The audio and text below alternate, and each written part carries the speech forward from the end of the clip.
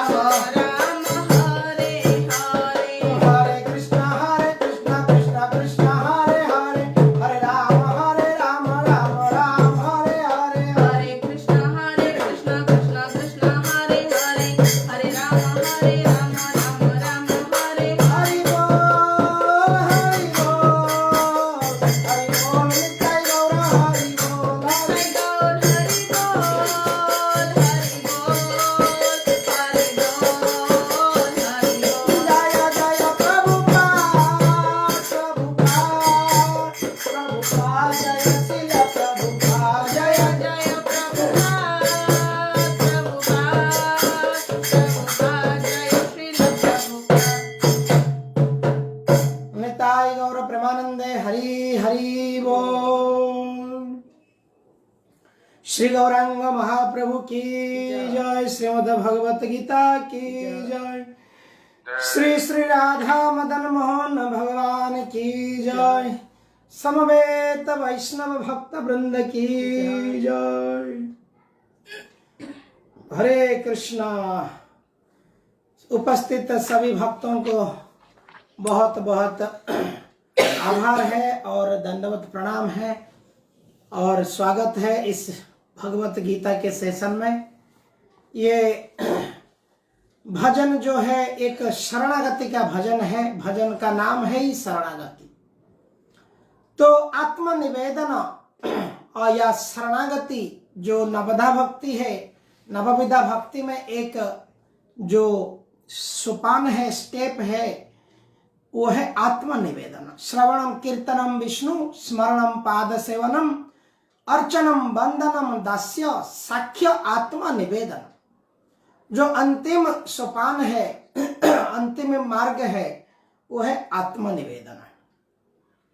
जब जीव प्रेममय श्रद्धामय भाव से भगवान के चरण कमल में समर्पित होकर इस प्रकार से आत्मनिवेदन करता है, मानस मेरा मन, मेरा देहो, मेरा गेहो, मेरा संपत्ति जो भी कुछ है प्रभु आपके चरण कमल में मैं अर्पण किया हूं, अब अर्पण कर रहा हूं। हे नंद किशोर।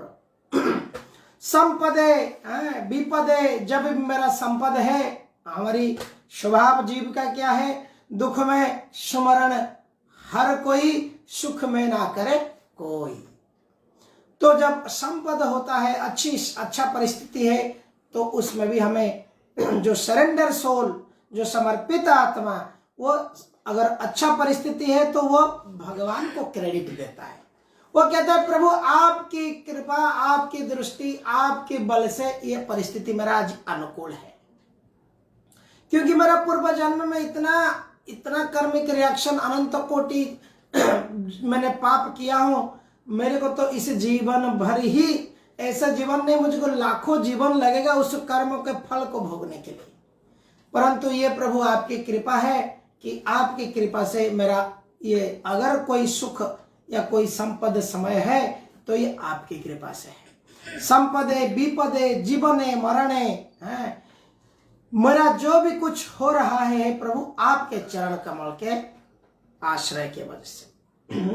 अगर जन्म भी मुझे अगले जन्म में मुझे दोगे तो मुझे आप, मेरे को कोई दिक्कत नहीं है, आप मुझे आपके चरण कमल में आश्रय देते जाइए। हाँ, मुझे कीट जन्म के, अगर कोई कीड़ा मकोड़ा का जन्म देंगे तो भी चलेगा, मुझे भक्त का घर में मुझे जन्म दीजिए।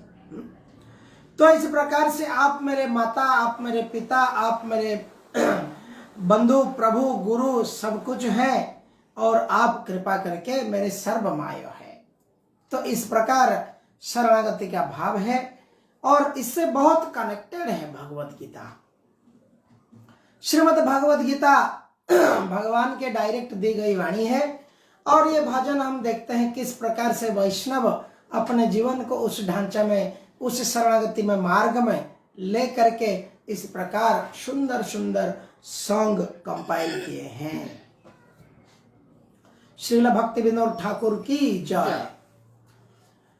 ओम नमो भगवते वासुदेवाय। ओम नमो भगवते वासुदेवाय। ओम नमो भगवते वासुदेवाय। ओम नमो भगवते वासुदेवाय। ओम नमो भगवते वासुदेवाय। ओम नमो भगवते वासुदेवाय। ओम अज्ञानतिमिरन्धस्य ज्ञानाञ्जनशलाकया चक्षुरोन्मिलितं येन तस्मै श्री गुरवे नमः। हरे कृष्णा। तो प्रतिदिन की तरह आज हम श्रीमद् भगवत गीता के अभी हम 9वां अध्याय चैप्टर 9 को पाठ करेंगे। श्लोक संख्या 8। श्लोक संख्या 8-7 तक हमने कल चर्चा किया है और आज हम श्लोक नंबर 8 को हम पाठ करेंगे। तो 3 मिनट का रिकैप हम देख लेते हैं कैसे हमने पिछला श्लोक की चर्चा हमने किया था। जैसे कि हमने बताया है ये 9वां अध्याय के सेकंड पार्ट है, सेक्शन 2 है और ये सेक्शन 2 में भगवान अपने ऐश्वर्य, अपने क्या क्या उनके भग है, भग शब्द का अर्थ ऐश्वर्य। अगर कोई व्यक्ति का नाम, अगर हमें ऐसा नाम मिलता है, किसी व्यक्ति का नाम कहा जाए कि गुणमणि, तो हो सकता है उसका कोई गुण ना हो, लेकिन उसका पिताजी माताजी ने उसका नाम गुणमणि दे दिया है। अगर कोई व्यक्ति का नाम है मान लीजिए मधुर, बट हो सकता है वो मधुर नहीं है, परंतु भगवान का नाम जो है भगवान वही है। तो ऐसे गोरा भी व्यक्ति है और जिसको नाम भी दे देते हैं कालिया। तो एक व्यक्ति का नाम भव संसार से मनुष्य में हो सकता है उसके अंदर वो नाम से वो संबंधित ना हो उस व्यक्ति, परंतु भगवान अपने नाम से संबंधित है। तो भगवान के नाम जो है भग और बान, किस प्रकार से हमने कल चर्चा किया था।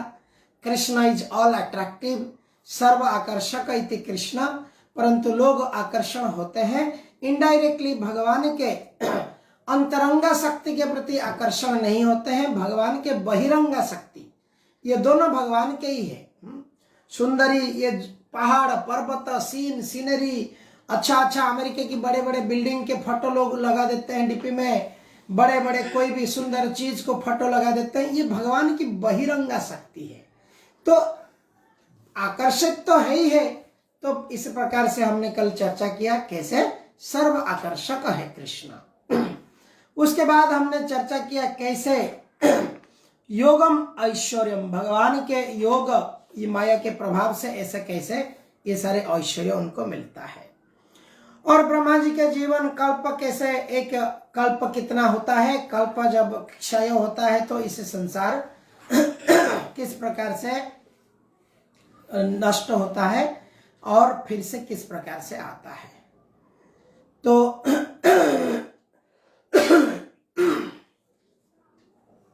पढ़िए श्लोक संख्या 8। प्रकृतिं स्वामवष्टभ्य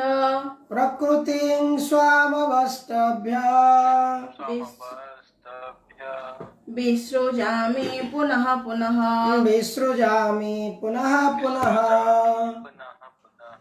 भूतग्रामम् इमं कृत्स्ना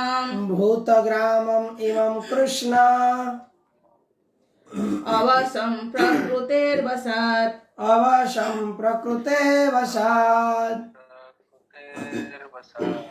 संपूर्ण विराट जगत मेरे अधीन है। यह मेरी इच्छा से बारंबार स्वतः प्रकट होता रहता है और मेरी ही इच्छा से अंत में विनष्ट होता है। तात्पर्य his divine grace A C Bhaktivedanta Swami Prabhupada. यह भौतिक जगत भगवान की अपराशक्ति की अभिव्यक्ति है। इसकी व्याख्या कई बार की जा चुकी है। सृष्टि के समय यह शक्ति महत्त्व के रूप में प्रकट होती है, जिसमें भगवान अपने प्रथम पुरुष अवतार महाविष्णु के रूप में प्रवेश कर जाते हैं। वो कारणार्णव में शयन करते रहते हैं और अपने श्वास से असंख्य ब्रह्मांड निकालते हैं और इन ब्रह्मांडों में से हर एक में वो गर्भोदकशायी विष्णु के रूप में प्रवेश करते हैं। इसी प्रकार प्रत्येक ब्रह्मांड की सृष्टि होती है।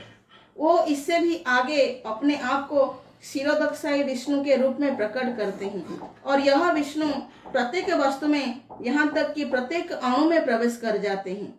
इसी तथ्य की व्याख्या यहाँ हुई है। भगवान प्रत्येक वस्तु में प्रवेश करते हैं। जहाँ तक जीवात्माओं का संबंध है, वो इसी भौतिक प्रकृति में गर्भस्थ किए जाते हैं और वो अपने अपने पूर्व कर्मों के अनुसार विभिन्न योनियां ग्रहण करते हैं। इसी प्रकार इसी भौतिक जगत के कार्यकलाप प्रारंभ होते हैं। विभिन्न जीव योनियों के कार्यकलाप सृष्टि के समय से ही प्रारंभ हो जाते हैं। ऐसा नहीं है कि ये योनियां क्रमशः विकसित होती है। सारी की सारी योनियां ब्रह्मांड की सृष्टि के साथ ही उत्पन्न होती है। मनुष्य, पशु, पक्षी ये सभी एक साथ उत्पन्न होते हैं, क्योंकि पूर्व प्रलय के समय जीवों की जो जो इच्छाएं थी वो पुनः प्रकट होती है। इसका स्पष्ट संकेत अवश्यम शब्द से मिलता है कि जीवों को इसी प्रक्रिया से कोई सरोकार नहीं रहता। पूर्व सृष्टि में वो जिस अवस्था में थे वो उस अवस्था में पुनः प्रकट हो जाते हैं, और यह सब भगवान की इच्छा से ही उत्पन्न होता है। यही भगवान की अचिंत्य शक्ति है। विभिन्न योनियों को उत्पन्न करने के बाद भगवान का उनसे कोई नाता नहीं रह जाता। यह सृष्टि विभिन्न जीवों की रुचियों को पूरा करने के उद्देश्य से ही की जाती है, अतः भगवान इसमें किसी तरह से बद्ध नहीं होते हैं। हरे कृष्ण। हरे कृष्णा कृष्ण कृष्ण हरे हरे, हरे राम राम राम हरे हरे। बड़ा ये कल जो श्लोक हमने चर्चा किया ये दोनों कनेक्टेड है एक दूसरे से। पहले श्लोक में भगवान ने कहा कि कैसे सारी समस्त जीव ये प्रकृति के बस में है और प्रकृति मेरे बस में है। जीव जंतु जो है they are reporting to the material nature, और मटेरियल नेचर की reporting to the chairman, superintendent, जिनकी सुपरविजन में होती है भगवान पूर्ण पुरुषोत्तम कृष्ण। तो इस प्रकार से एक फर्स्ट इन लाइन, एक सेकंड इन लाइन। तो इनडायरेक्टली देखा जाए तो जीवगण भगवान के ही अंडर में है, बट डायरेक्ट कंट्रोल अंडर प्रकृति। इस भौतिक जगत के जो जीव है they are direct under control under प्रकृति। तो एनीवे अगर हम देखेंगे माया तो है, दोनों क्षेत्र में आध्यात्मिक जगत में माया है और भौतिक जगत में माया है। भौतिक जगत में जो माया है उसका नाम है महामाया, और आध्यात्मिक जगत में जो माया है वो उसका नाम है योग माया। ऐसा नहीं ये भौतिक जगत में भी योग माया है। अभी भक्तों के जीवन में अगर देखिए कोई भक्त है जिनको घर बड़ा बनाना, बहुत धन कमाना, बहुत नाम बनाना, बहुत एक्सटर्नल चीज में उनकी रुचि नहीं है, इसका अर्थ है उनके ऊपर योग माया की प्रभाव है। बिना माया के प्रभाव में कोई नहीं रह सकता है। माया तो रहने वाला है, या तो योग माया देवी सुभद्रा की कृपा रहेगी, या तो महामाया देवी पार्वती की रहेगी। दोनों में से किसी का तो अंडर में रहना ही पड़ेगा। तो इसलिए प्रत्येक जीव क्या है, किसी ना माया तत्व के अंडर में रहता है। रिपोर्टिंग टू डायरेक्टली कृष्ण नहीं है, माया प्रभाव रहता ही है। Although reporting to Krishna, Krishna के प्रति प्रेम भक्ति है, लेकिन वर्क प्लेस अगर कहेंगे तो ये प्रकृति है। और इस प्रकृति अगर कोई व्यक्ति भगवान की प्रति अगाढ़ भक्ति, अचिंत्य भक्ति करने लगता है तो वहां पे भगवान की जो माया है महामाया वहां से हट जाती है, और योग माया, भगवान की योग माया भक्त के जीवन में काम करता है। भक्त को भुला करके रखता है। क्या भुला के रखता है? बहुत बड़ा बनना, बहुत पैसा कमाना, इधर उधर सब मेरा मेरा करना। वो देवी सुभद्रा, माँ योग माई सुभद्रा आ जाते हैं सेवा में। इस प्रकार से दोनों में से कोई ना कोई काम करता ही है, वो व्यक्ति का इच्छा के अनुसार। अगर व्यक्ति चाहता है प्रभु मैं आपके शरण में जाऊं, मानस देह गेह जो किछु मोर, और पिली तोरा पदे नंद किशोर, अगर समर्पण भाव से जीव जाता है तो उसके लिए योग माया काम करती है। अच्छा, तो यहां पर हम देखते हैं कि कैसे एक व्यक्ति, यहां पर भगवान बताते हैं कि ये जो सृष्टि है ये बड़ा बोरिंग सब्जेक्ट है, सबको इसमें रुचि नहीं आएगा, परंतु थोड़े से ध्यान देकर सुनेंगे तो समझ जाएंगे इसको। थोड़ा हाई फिलोसफी है ये, कि भगवान यहां पर कहते हैं कि प्रकृति स्वामवष्टभ्यम विसृजामि पुनः पुनः। ये जो प्रकृति है, आप एक उदाहरण में देता हूं, जैसे खेती जो कृषक है अपना खेती को एक बार खत्म कर देता है, फिर वो 4-6 महीना वो खेती इस प्रकार से धूप खाता है, उसमें और फसल नहीं होता है।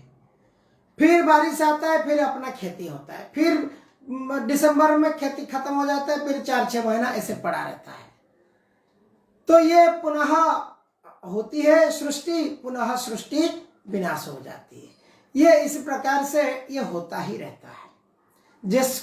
इसको अच्छी तरह से अगर मैं आज पढ़ रहा था, सनातन शिक्षा चैतन्य महाप्रभु सनातन गोस्वामी को कहाँ पर, बनारस में, वाराणसी में देते हैं शिक्षा, जहाँ पे पूरी वहां पर 7 दिन लगभग महाप्रभु सनातन गोस्वामी को शिक्षा देते हैं। वहां पे ये सारे तत्वों को वहां पर भी दिया गया है। श्रीमद् भागवतम में भी 2nd कैंटो में दिया गया है सृष्टि तत्व। भगवत गीता में भगवान हिंट्स दिए हैं और इसकी पूरी डिटेल्स श्रीमद् भगवत गीता में एंड चैतन्य चरितमृत में कविराज गोस्वामी और यहाँ पे वेदव्यास वर्णन करते हैं कि कैसे ये सृष्टि, यहाँ पे भौतिक सृष्टि हुआ है। तो वहां पे जैसे यहाँ पे बताते हैं भगवान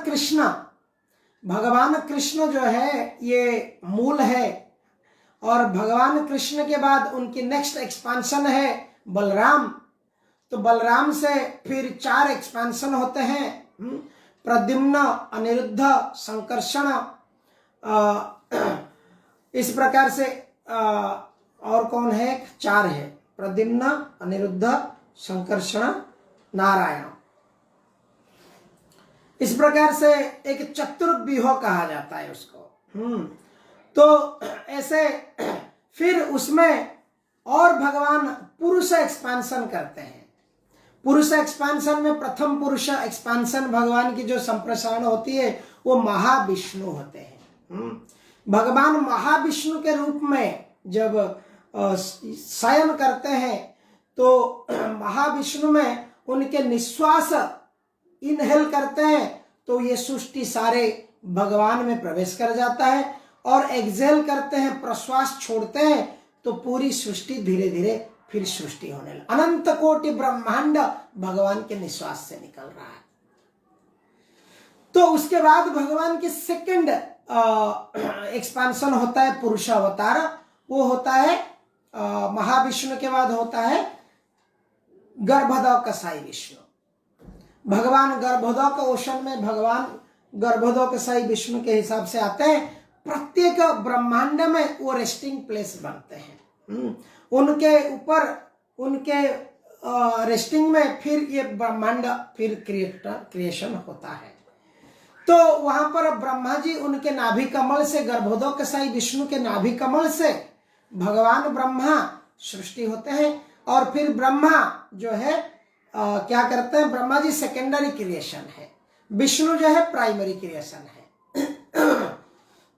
तो उसके बाद ब्रह्मा जी अकेले भी कुछ नहीं कर पाएंगे, तो इसलिए फिर भगवान तृतीय पुरुष एक्सपांशन में आते हैं, जहां पर रहते हैं उनका नाम है क्षीरोदक साई विष्णु। क्षीरोदक सागर, क्षीर सागर में विष्णु अनंत शयन करते हैं, और ये कण कण में हर जीव में परमात्मा के रूप में क्षीरोदक साई विष्णु रहते हैं। हम जैसे बचपन से हम सीखते हैं कि किसी का शरीर में पैर लग जाता है, हम विष्णु कह के प्रणाम करते हैं। क्यों? उनके हृदय में विष्णु अवस्थापन करते हैं। तो इस प्रकार से ये 3 पुरुष एक्सपांशन है, संप्रसारण है। Mahavishnu, then Garbhodakashayi Vishnu, then Kshirodakashayi Vishnu. तो इस प्रकार से जब विष्णु आते हैं, फिर उसके बाद आता है क्या है, गुण अवतार। गुण अवतार क्या है कि ब्रह्मा और विष्णु और महेश, ये 3 गुण है। त्रिनाथ देव है, ये 3 गुणों के अधिकारी है। ब्रह्मा जी रजगुण के अधिकारी है, विष्णु जी सत्वगुण के अधिकारी, ये वो विष्णु नहीं है। वो महाविष्णु अलग है, क्षीरोदकसाई विष्णु अलग है, गर्भोदकसाई विष्णु अलग है। फिर से ये विष्णु, हाँ, ये विष्णु क्या करते हैं, इस सृष्टि को पालन करते हैं, ये मेंटेनेंस करते हैं यहाँ पर। तो इस प्रकार से ये तत्वों को आज तक इस विज्ञान इसमें घुस नहीं पाया है और मॉडर्न साइंटिस्ट इसको समझ भी नहीं पा रहे हैं। तो वास्तवता यही है कि जो ये सृष्टि है इस प्रकार से विनाश होता है, फिर सृष्टि होता है। तो ये भगवान की इच्छा के हिसाब से ही होता है।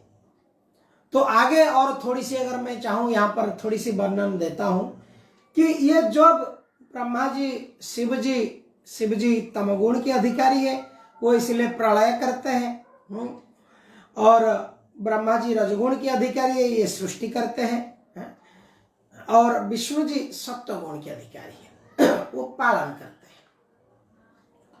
तो इसके अलावा विष्णु जो है अलग अलग प्रकार के वासुदेव है, वासुदेव प्रद्युम्न संकर्षण अनिरुद्ध, सॉरी मैं नारायण बोल दिया था।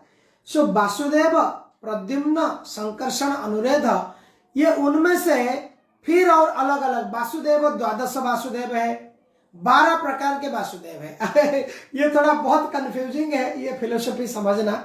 वासुदेव जो द्वादश वासुदेव है, कल मैं जैसे कह रहा था कि हम तिलक लगाते हैं तो द्वादश वासुदेव करते हैं।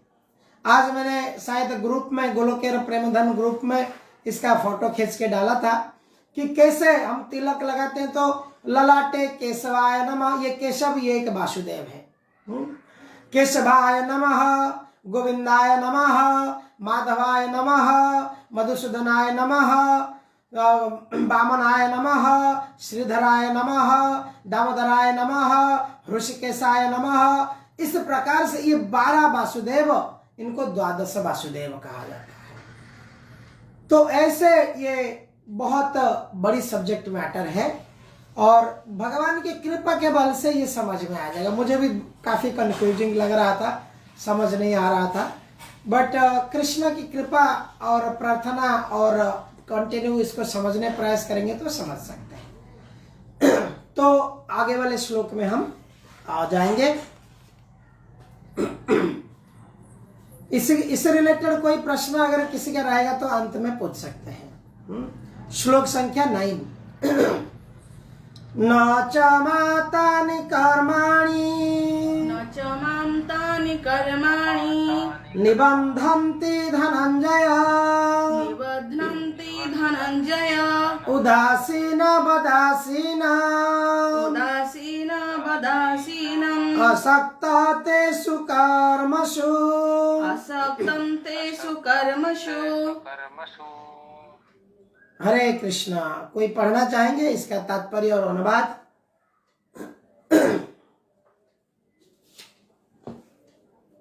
पढ़िए। हे धनंजय, ये सारे कर्म मुझे नहीं बांध पाते हैं। मैं उदासीन की भांति इन सारे भौतिक कर्मों से सदैव विरक्त रहता हूँ। तात्पर्य हिज डिवाइन ग्रेस ऐसी भक्ति वेदांत स्वामी प्रभुपाद। इसी प्रसंग में यह नहीं सोच लेना चाहिए कि भगवान के पास कोई काम नहीं है, वो अपने वैकुंठ लोक में सदैव व्यस्त रहते हैं। ब्रह्म संहिता में 5.6 में कहा गया है, आत्मा रामस्य तस्यास्ति प्रकृत्या न समागमः।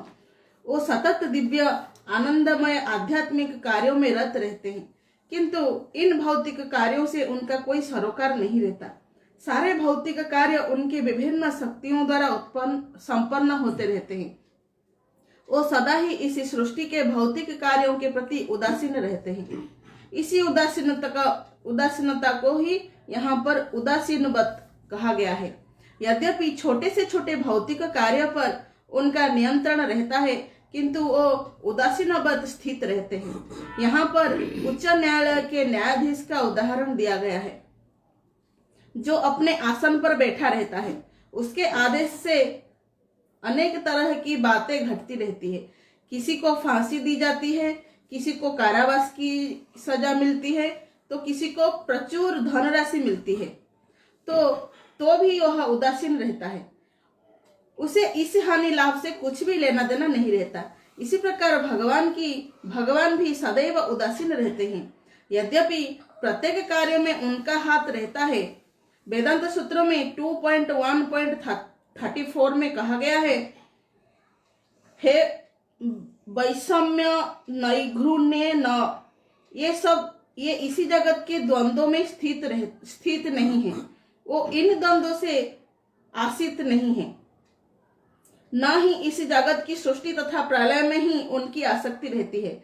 सारे जीव अपने पूर्व कर्मों के अनुसार विभिन्न योनियां ग्रहण करते रहते हैं और भगवान इसमें कोई व्यवधान नहीं डालते। हरे कृष्ण। हरे कृष्ण। बहुत बहुत धन्यवाद। तो ये जो सेक्शन है, ये सेक्शन में ये हम देखते हैं कि भगवान देखिए कितनी उनके आश्चर्य है। यद्यपि भगवान के इच्छा से सब कुछ होता है, लेकिन भगवान इससे प्रभावित नहीं है। भगवान की सोचने से, भगवान की सांस लेने में सृष्टि क्रिएट हो जाता है और सांस लेने से सृष्टि अंदर घुस जाता है। और भगवान हमें एक और चीज बताने भूल गया उसमें, भगवान एक बार जब प्रथम पुरुष महाविष्णु के निश्वास से जब सृष्टि क्रिएट हो जाता है, उसमें फिर क्या होता है, जब देखते हैं तो यूनिवर्स, ये जो ब्रह्मांड ये अंधकार रहता है। फिर भगवान अपने प्रस्पिरेशन से, अपने जो क्या बोलते हैं पसीना है, अपने पसीने से पानी निकालते हैं और इतनी पानी पूरी आधी ब्रह्मांड भर जाता है पानी में। तो इस प्रकार से ये कल्पना के बाहर है। आधुनिक वैज्ञानिक बोलेंगे ऐसा कैसे हो सकता है कि व्यक्ति का पसीना से इतनी पानी आ रहा है, एक व्यक्ति का नाक के निश्वास से इस ब्रह्मांड निकल रहा है, सृष्टि हो रहा है और सृष्टि निश्वास के अंदर घुस जाता है। How can is this possible? परंतु इसको कहते हैं अचिंत्य शक्ति, इसको चिंता नहीं कर सकता है। प्रभुपाद इसको कहते हैं कुपमंडक। हमारे आचार्य श्रीला भक्ति वेदांत स्वामी प्रभुपाद कहते हैं कि मेंढक एक कूप में है और वो उसको दूसरा मेंढक आके बताता है, अरे you know Pacific Ocean is very big, प्रशांत महासागर बहुत बड़ा है। तो मेंढक अपना पेट को थोड़ा फुलाता है और बोलता है और बड़ा है। और अपना कुआं अपने दिमाग के ढूंढ के बोलता है ये कुआं से कितना बड़ा हो सकता है। इस प्रकार से मेंढक की बुद्धि क्या है, समझ में नहीं आता है कि ये प्रशांत महासागर कितनी है, उसकी कल्पना के बाहर होता है। तो इसी प्रकार से आध्यात्म, ये बद्ध जीव, हम जैसे बद्ध जीव, हमको बोला जाएगा महाविष्णु की नाक से ये ब्रह्मांड निकल रही है निश्वास में। ब्रह्मा जी का एक दिन होता है तो सृष्टि खत्म हो जाता है। तो ये हम जैसे बद्ध जीव को नहीं समझ में आएगा। न भवेत ग्राह्य इंद्रिय, अतः श्री कृष्ण नामादि न भवेत ग्राह्य इंद्रिय। ये जो ब्लंड मटेरियल सेंसेस है हमारे, इस इंद्रियों में भगवान की ये सब चीज जो है हमको समझ में नहीं आता है। इसलिए भगवान कृष्ण इस गीता में यहाँ पे यही चीज बताते हैं कि कैसे यद्यपि ये सब चीज से होता है, लेकिन मैं नटखट बाला कृष्ण बनकर यशोमती मैया का मार खा के रहता हूं। कोई कहेगा ब्रह्मा जी, देखिए ब्रह्मा जी घबरा गए।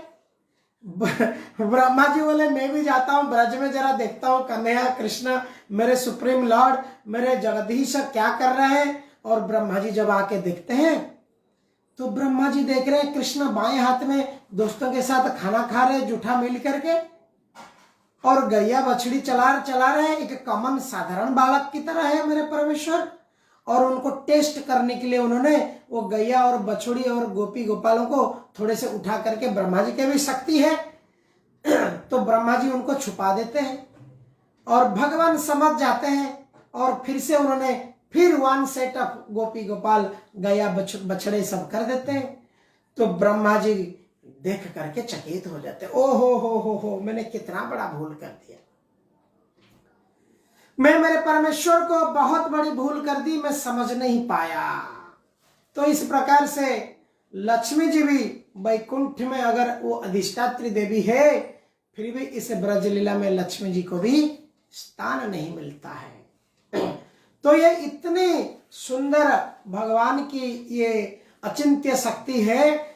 जैसे एक हमारे कई लोग कहते हैं कि ऐसा कैसे हो सकता है, परम पुरुषों इतना बड़ा अधिकारी है, इतने बड़े परम पुरुषों है और माँ यशोदा उनको बांध दिया है और उसके भय के नाते रुदंतम मुहुर नेत्र युग्म रुजंतम करम भोज युग्मेण सातंक नेत्र मुहुर श्वास कंपात्री रेखा कंठ स्थित ग्रैव दामोदर भक्तिवधम।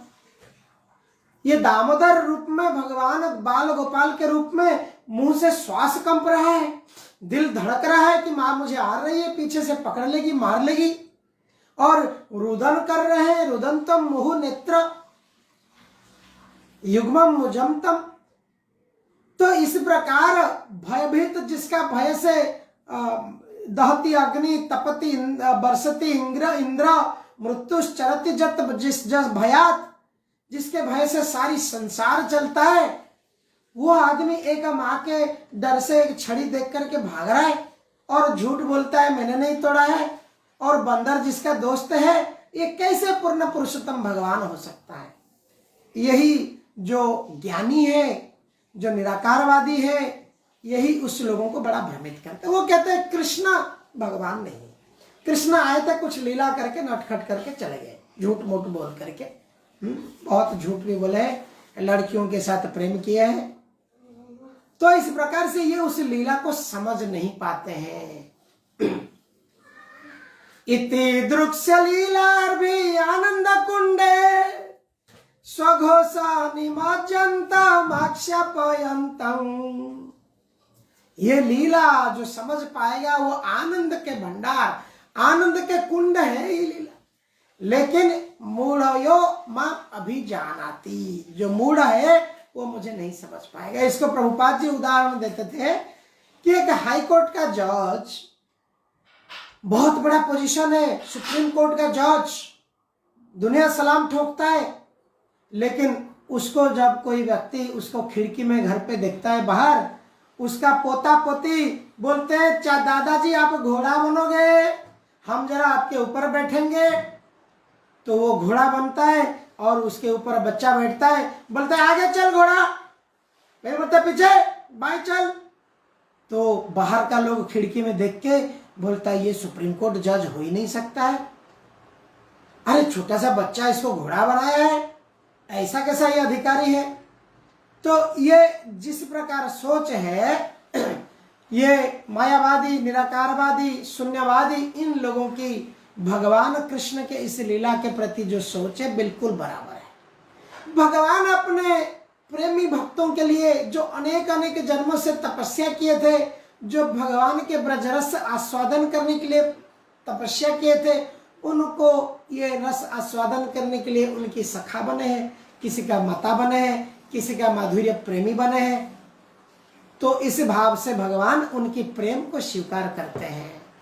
तो इसलिए हमें यह समझना आवश्यक है कि सर्वोच्च धर्म है यही प्रेम वाली धर्म है। जैसे व्यक्ति क्या है, भगवान को ब्रजवासी लोकेर कृष्ण सहज पीरति, गोपालेर सहज पीरति ब्रजवासी प्रति। चैतन्य चरितामृत मध्य लीला में इसका वर्णन आता है। ब्रजवासी गोपाल के प्रति एकदम सहज पीरति है। कलि युग में भवसागर में, इस संसार में लोग यज्ञ तप तपस्या आदि सब करना मुश्किल है। भगवान को अपना बेटा बना लो, गोपाल घर में रख लो, गोपाल जी को लड्डू खिलाओ, प्रसाद लगाओ, घर पे भोग लगाओ, खाओ पियो, गोपाल की सेवा करो और गोपाल के धाम में जाओ। कितना सुविधाएं भगवान ने दिया है। परंतु लोगों को ये लगता है कि ये मूर्ति है, ये मूर्ति पूजा है। तो इसी प्रकार से लोग इस बात को नहीं समझ पाते हैं। भगवान को अलग अलग प्रकार भाव से हैं। श्रीमद् भागवतम में आता है कि सप्तम स्कंद में कि द्वेष के माध्यम से, भय के माध्यम से शत्रुता के माध्यम से भी भगवान के प्राप्त किया जा सकता है। कंस भय के माध्यम से, शिशुपाल द्वेष के माध्यम से, गोपियों ने काम वासना पूर्ति करने के माध्यम से अगर भगवान को प्राप्त किया तो इससे समझ में आना चाहिए कि भगवान को प्राप्त करना कितना आसान है। तो ये निष्कर्ष है कि भगवान को प्राप्त करना बहुत आसान है।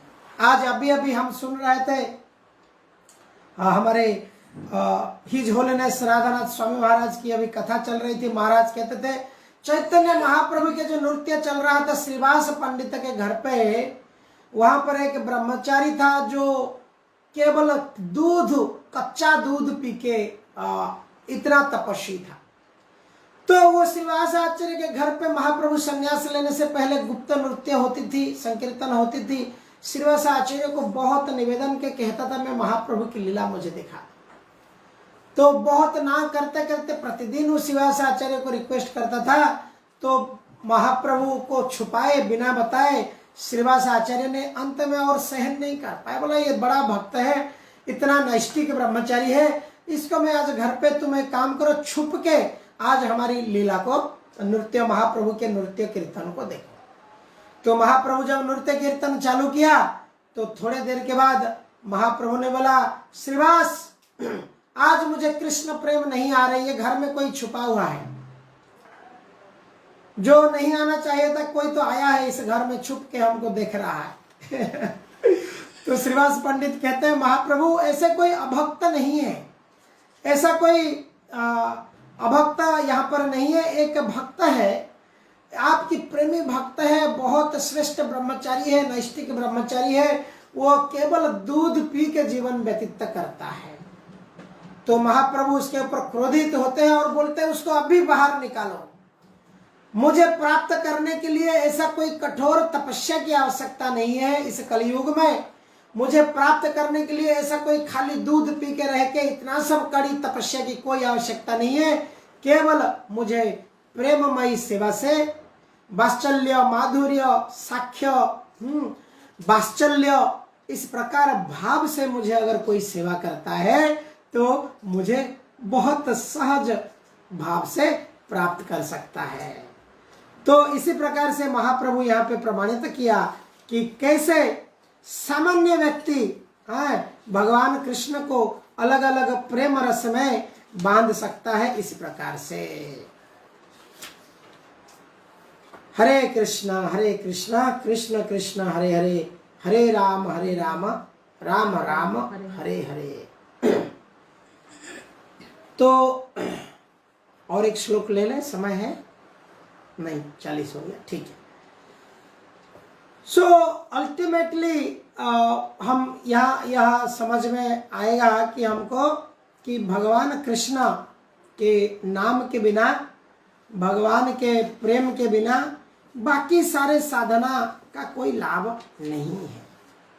बाकी जो साधना है ये साधना का कोई बहुत बड़ा मूल्य नहीं है। इसलिए कहा जाता है कि कैसे प्रेम है, जिसमें चैतन्य चरितामृत में आदि लीला में भी इसकी वर्णन आता है। मोरा पुत्र मोरा सखा मोरा प्राणपति, यही भावे यही मोरे करे शुद्ध भक्ति। मोरा सखा मोरा पुत्र मोरे प्राणपति, यही भावे जय मोरे करे शुद्ध भक्ति। अपना के बड़ा माने हमारे समहीना, सेई भाव हय आमी ताहार अधीन। भगवान कहते हैं कि मैं उसके अधीन हो जाता हूँ।